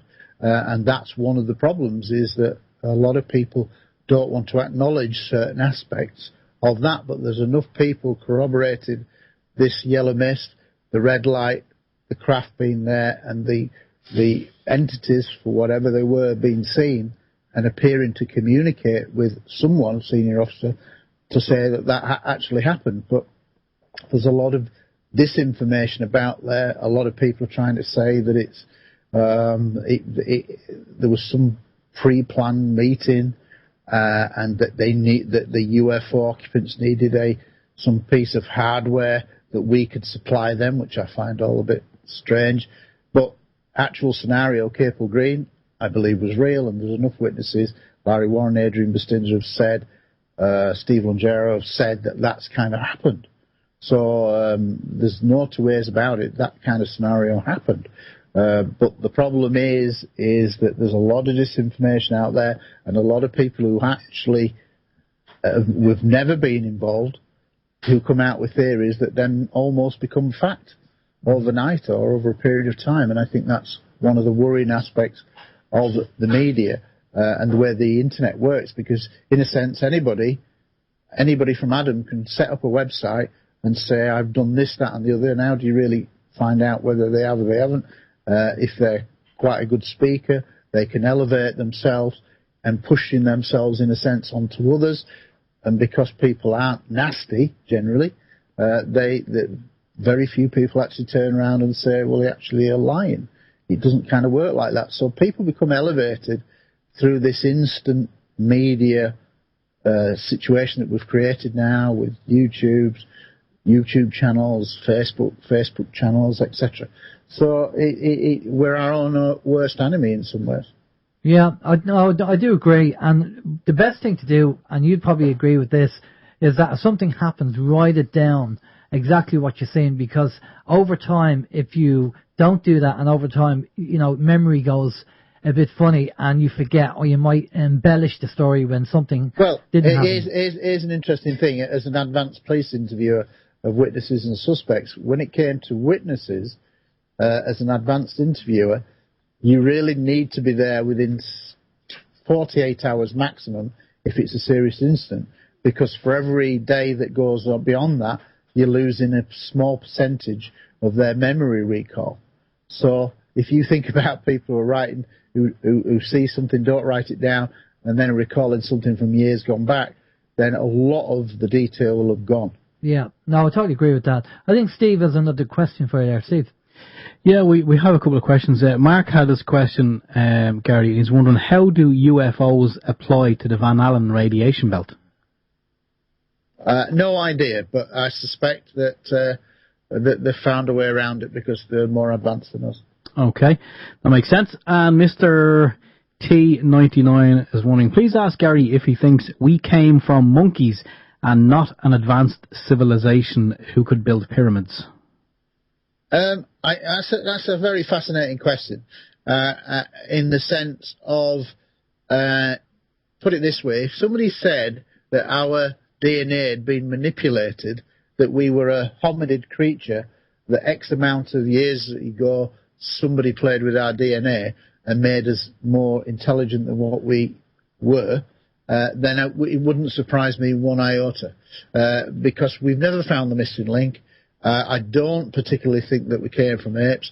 I think Darwinism, natural selection, is probably not as accurate as it should be. It was written a long time ago. I think there are many scientists now who will say that natural selection and Darwinism isn't quite right, but because it's become almost law, as it were, people are very reluctant to actually speak out. But that's what a lot of scientists privately say, that Darwinism isn't correct. I mean, I think it's Francis Crick who was one of the discoverers of DNA, had basically said our DNA comes from elsewhere, or a proportion of our DNA has come from an extraterrestrial place, because it doesn't make sense. It's like being a sideways insertion. We've got chromosomes that we shouldn't have, kind of thing. So I think it's entirely feasible. I mean, put it this way, let's have a scenario where in 1,000 years' time we can do space travel, we've got different propulsion systems, and then for whatever reason, cataclysm or whatever reason, we have to leave the Earth and we need a new home. Well, in 1,000 years' time, we probably will be able to build bases, and we'll have had bases on other planets. So wouldn't it make sense that you would travel somewhere else, and then maybe you need some kind of creature that you can help with your day-to-day tasks, like a worker ant scenario, that you manipulate their DNA to help that species establish itself on a planet. Well, in theory, if somebody said we came from Mars, because people are saying that Mars had an atmosphere, that it had oceans, it almost certainly had life, if it, in a much more normal sense than it was, probably very similar to the Earth many billions of years ago. If that was the case, something cataclysmic happened to Mars perhaps, and then they looked for a nearest planet that they could colonize. Well, wouldn't it make sense, if you were advanced, that you'd come to your nearest place that was similar, had oceans, i.e. Earth? Is that feasible? To me, that's entirely feasible. Yeah, I mean, look, it sounds completely feasible to me as well, and it would make sense. I mean, as just mentioned there on the chat room, Thomas said, no one animal has turned into another ever. And, well, I'm not sure about that, actually, Thomas, because, I mean, Alan, you did mention before about an experiment with a frog and a salamander. Yeah, basically, in relation to DNA, wasn't it? Well, it was David Wilcox that was talking about the experiment. Well, what they did was they had a frog and a salamander, and they used the same energy that's apparently hitting the planet, and they transferred the DNA from the frog to the salamander, or vice versa, and they were successful doing that using this energy. So again, it goes back to having the fluid belief system, having an open mind, and say, I'll never say never, because what they can't do today, they can probably do tomorrow anyway. So I'd be kind of, very open-minded to that. But talking about the whole kind of Darwinism side of things, I agree with you, Gary, with that to a certain extent. But we have things like the reptilian brain, which is curious. And then they say that we have 98% of monkey DNA in our bodies. There's only 2% difference. I mean, people argue over the figures, 97, 98. So you have to ask the question, where does that come from, and how did we evolve, and where did that originate from? I think that might be a little bit misleading, in the sense that I'm not quite sure of the facts here, but I think even something like a dog may be only 5% away from human characteristics, or something like that. I know that I've read somewhere where actually the percentage change away is actually not as big as what you think. Yes, from apes and monkeys, we're only a couple of percent, but the actual to other species is not many either. So for me, it just when we talk the kind of ancient lost civilizations, let's look at lost civilizations, lost technology, regardless of potential alien involvement, help, or whatever. I am absolutely certain the more I've looked into it, although I can never prove it, and no researcher can ever really prove it, because it's in the past, it's too long in the past, we'll never definitively know. It would strike me that we've probably had lost technologies that have been wiped out in worldwide floods, cataclysms, volcanic activity, ice ages that have been lost. And in a sense, where we are now, there could be another ice, there could be the pole shift that is predicted, the poles shift, and suddenly Britain's covered in 2 miles of ice. Well, there ain't going to be a lot left with 2 miles of ice underneath you. So do you see what I mean? So if 10,000 years ago, 12,000 years ago, there was this massive flood that seems to be a part of our history, the myths of over history, that there was a great flood and things like that, then it strikes me that there's probably been many cataclysms over there. They talk about Atlantis and whatever. I suspect there was an Atlantis or an advanced civilization that had a form of technology, maybe had a lot of technology, but for whatever reason it's completely obliterated, and then to a certain extent it starts again. And that's why we have these conundrums now where you have like the Baghdad battery where they've got electricity and it's 2,000 years old. You know, how were the pyramids lit when the air wouldn't be sufficient inside the pyramids to allow the candles to burn, kind of thing. So there's all these little conundrums that are very difficult to answer, but it strikes me that we probably live in cycles, and that we have lost a lot of technologies through cataclysms, and that we're just in an age now where we think that we're the bee's knees and we're as high as man has ever been, but maybe we're not. Yeah, no, I totally agree. We also have the other argument of creationism, using the biblical approach to life, but that's another argument. We have a few minutes left, Gary, and I know, Gary, Steve might have one or two questions there, but give us a sum up of what your plans are for the future, for the magazine, websites, and what you're working on now, and obviously keeping your ear to the ground regarding the Hilary situation and what's going to be said. But what's your plans for the future? I'm currently writing the book about the police officer cases. I've been determined to get it done sooner rather than later. And when I met with AJ Javard last year, when I brought him over for the third UFO Truth Conference, I said that the curse of the editor is never to have their own book. They do all the hard work, and yet they never bring books out. And what made me think of that was Graham Birdsall with UFO magazine. He was a great guy, but he never had a book, and yet he would have written great books. AJ Javard's been running his magazine in Brazil for 30 years. He hasn't got a book out, but he's done great research down the Amazon with tribes and whatever. He's got loads of stories. And I said, that's the book that you need to get out. And so we kind of had a bet and said, let's make 2016 the year when we finally work on our book. Well, I don't know what he's doing, but I am halfway through writing my book. And so that's what I'm set out for this year. Must get it out the way, because it should be out there, because people should be able to read about 1,050 police officers involved in 550 cases. It's an important book for the subject, hopefully, and people will want to read it. Brilliant. No, that's excellent. So that's what I'm working on. The magazine is thriving, and this year we had the first Southern UK conference in Watford, and there's already another one booked for next year.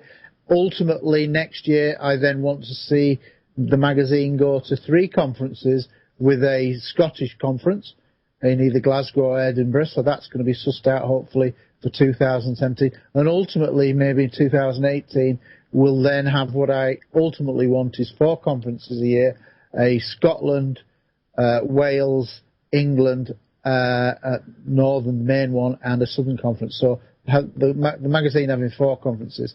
I also actually want to do some non-UFO writing. I want to write a film script on an idea based on a very famous thing, but I'm not going to go into that. But I wonder if I ever find the time to do that as well. Okay, it looks like you're going to be very busy. I noticed you didn't mention Ireland there in your conferences. Well, no. I mean, I used to go to Betty Myler's conferences in Boyle, County Roscommon, and I did 3 of the 6 conferences that she did in the Republic. And I did a conference in Belfast a couple of years ago, and all well and good.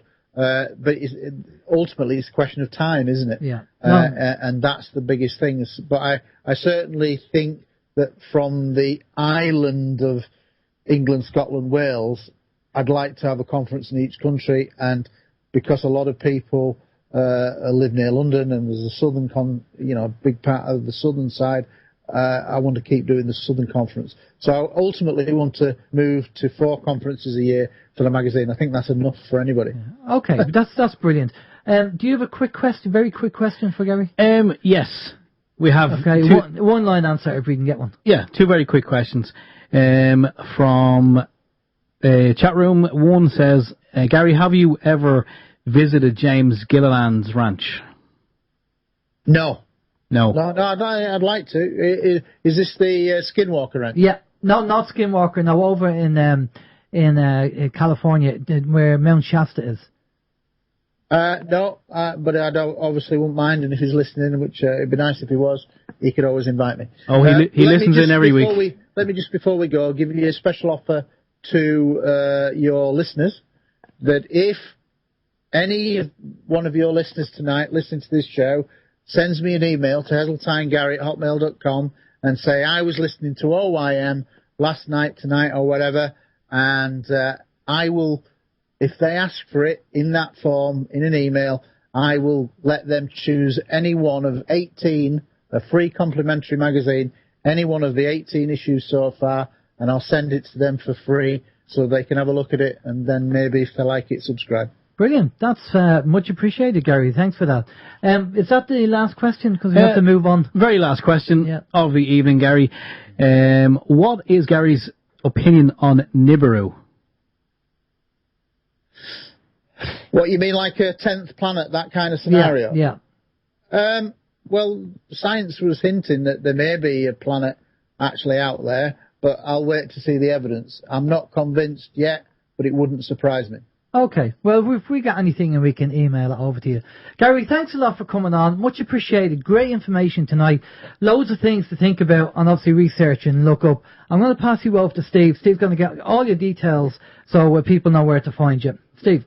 Yeah, good information, Gary. It sparked off a lot of chat, or a lot of conversations on the chat room there, a lot of questions as well. And we do have the website, PRUFOsPoliceDatabase.co.uk. I have posted that up in the chat room. Do you have any other YouTube channel? The magazine website is the main thing. Is UFOTruthMagazine.co.uk. Yep. And put my email address out there in that offer, that if anybody sends me an email saying, now I've been listening to OYM and you said you'd give me a complimentary issue of any one of the 18. So people can choose whatever number from 1 to 18, and they can have one free complimentary magazine if they send me an email. Okay, Gary, we have that. We have your email address up there on the chat room, and anyone who's listening will have heard your kind offer, and obviously anyone listening to the podcast as well during the week, that offer will obviously still apply. Brilliant stuff. Excellent, Steve. Thanks very much. All right, Gary, stay with us there for a minute. We're just going to go up to a musical break. We'll be back at.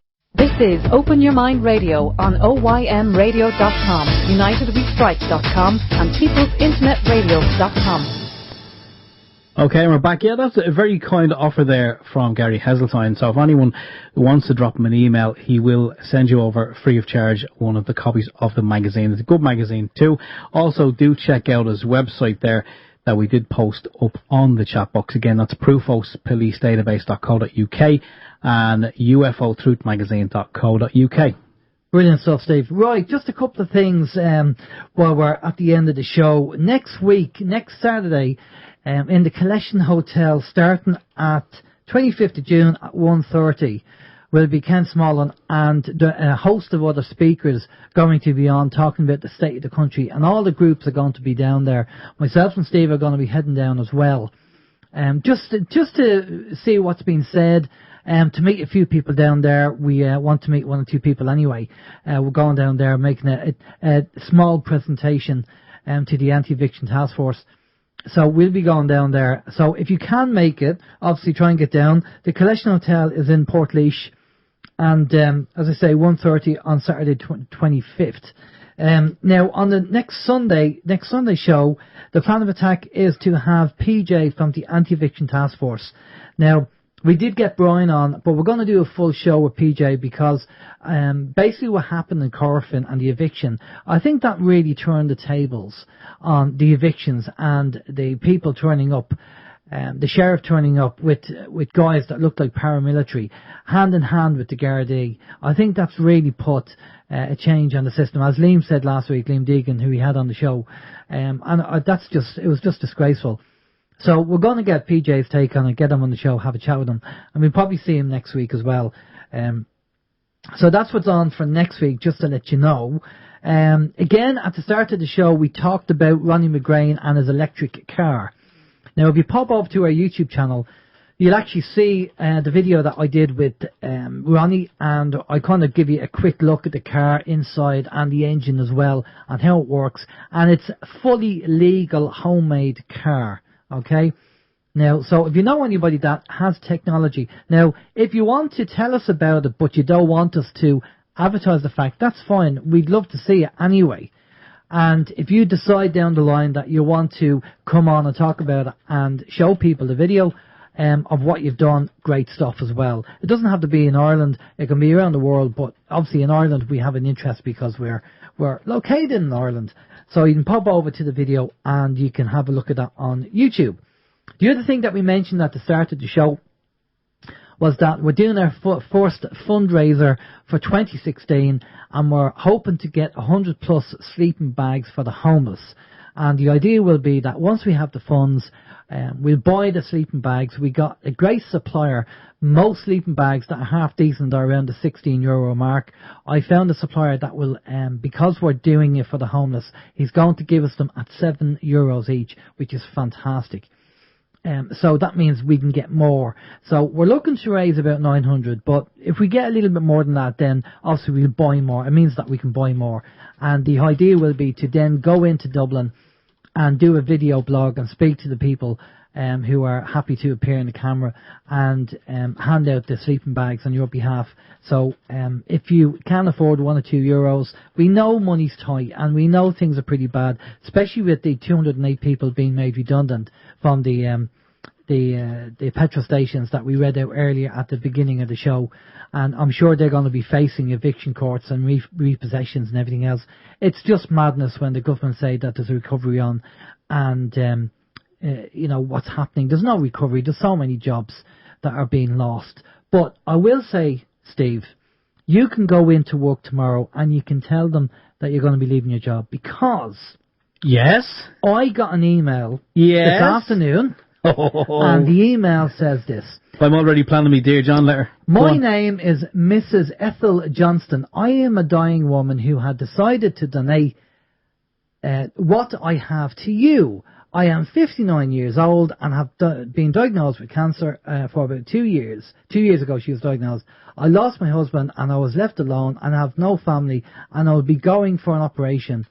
I pray that I survive the operation and have decided to will or donate the sum of $10,500,000 to you for your good work of the Lord.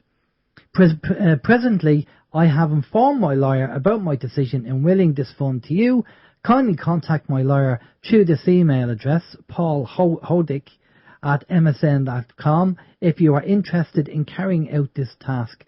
Thank you and God bless, Miss Ethel Johnson. Well, God bless you, Ethel. Fantastic. $10,500,000. So, Steve, it's obviously, it's believable. I mean, it must be true. It must be. Well, I'll tell you. Let's. You know what? Okay, I know it's probably one of these scams as you do. Do you think it's a scam? No. Could you just imagine? I'll just say, like, if by some strange coincidence these funds do happen to end up in the PayPal account, right? Please ring me before 7 o'clock in the morning. Right, okay. I'll be leaving for work at 7. Well, that'll be my first phone call. I'll probably be in jail for money laundering. because I don't think PayPal can actually deal with that amount of money. But yeah, what can I say? I don't believe these emails are still going around. I mean, seriously, do people really fall for this kind of stuff? Well, unfortunately, people do. And unfortunately, it's the likes of probably the old and the frail and the not computer savvy. I think that's, they fall victim of this, and unfortunately, human nature being what it is, you're always going to have people who will fall for it, and you're always going to have people who will prey on people's naivety. Well, and extract money out of them. Can I just say, I've just checked the email, and I would just like to say, again, I'm not going to mention the whole name, but there is a listener called Dougie who has been fantastic in supporting OYM Radio, and he's just made a considerable contribution above and beyond what we're looking for in the donations for the sleeping bags. And also there's another listener who's donated money there as well for the sleeping bags. Again, we are just blown away by people's generosity when we're doing fundraising and raising funds for OYM. It's just fantastic. What can we say? So again, Dougie and the other person that made the donation there, thank you again so much. You're going to help the homeless. We will be able to buy more than 100 sleeping bags with the money that's come in, and we'll probably run this up to next week, because obviously we know there's about, and we said at the start of the show, we know there's the last count, or the last picture I seen with the clicks that they did for the homeless was something like 375, something like that. And we said we would try and get as many sleeping bags as we can, and that is fantastic. And so if we run the donation thermometer up to next week, and we'll be able to give you a grand total and tell you how many sleeping bags we can get for the homeless, and then the next job will be to order them and get them in. But you're just fantastic. Dougie is on the chat room there. Again, Dougie and the other person's on the chat room as well. I don't know whether I should mention his name, but he's on the chat room as well. And thanks very much for your donation. It's much appreciated. We're going to be able to get quite a few, and there's going to be a lot of hopefully happy homeless people, warm, happy homeless people. If you can ever be happy, if you can ever be happy when you're homeless, I mean, if we could get them all a house, it'd be fantastic.